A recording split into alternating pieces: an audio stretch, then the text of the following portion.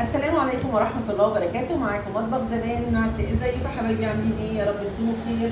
كل سنة وانتم طيبين. احنا في ذو الحجة ان شاء الله. حج المبرور للي بيحج ان شاء الله يا حبايبي. كل سنة وانتم طيبين. النهارده بقى انا جايبه لكم شوية حاجات طلبية كده من ماي واي. منتجاتها جميلة وحلوة، حاجات مصرية طبعا. سيبونا من الحاجات المقاطعة. جايبه شويه حاجات لتنظيف الارضيات وتنظيف الهدوم وكده. الحاجات دي انا متعوده عليها بحبها. بصوا حبايبي، جايبه المنظف ده يا حبايبي دوت اكس لارج، ده لتنظيف الارضيات. كل سنه وانتم طيبين طبعا، عشان داخل علينا عيد واللي عايز ينظف طبعا، وريحته جميله وحلوه قوي. وده براون لتنظيف الهدوم، الجنسات طبعا. انتوا عارفين في الصيف الملابس الصيفي دي بتبقى عرق وكده، والجنسات بتبقى حاجات سريعه. ودي البطه بتاعت الحمام حبايبي، ريحتها حلوه بتخلي الحمام نضيف وجميل.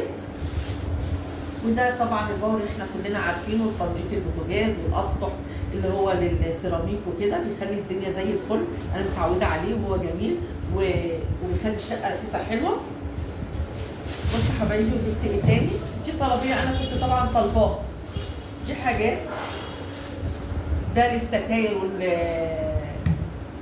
والمفروشات، يعني انتريه صالون بتاع كراسي السفره تنضفيه. ده كلين ده لتنظيف الحاجات دي.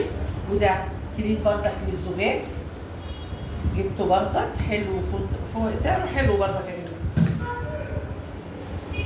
وده كلين بردك دوت معطر ومنظف للموبيليا بدل بلينش. ماشي حبايبي. ودوت كلين بردك جبته للتلاجة والميكروويف والافران بردك حلو جميل.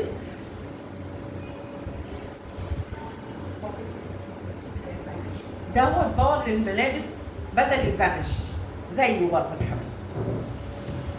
وطبعا لا غنى عن اللهلوبه. انتوا عارفين اللهلوبه دي 6 حاجات ممكن تعملي بيها.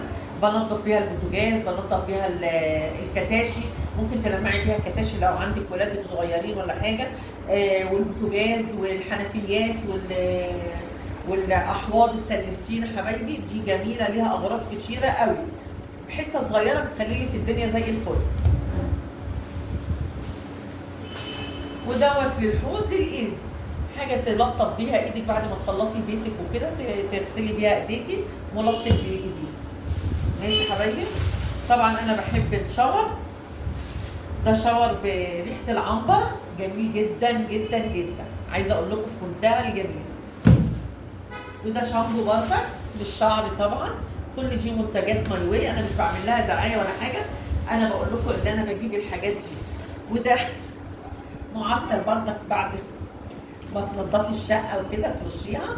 وعيد مبارك عليكم، كل سنه وانتم طيبين. ما تنسونيش يا حبايبي بكومنت حلو منكم وتعليقات بقى ولايكات، وقولوا لي ايه رايكم في منتجات ماي واي، اللي بيشتري حاجات من ماي واي. والسلام عليكم ورحمه الله وبركاته.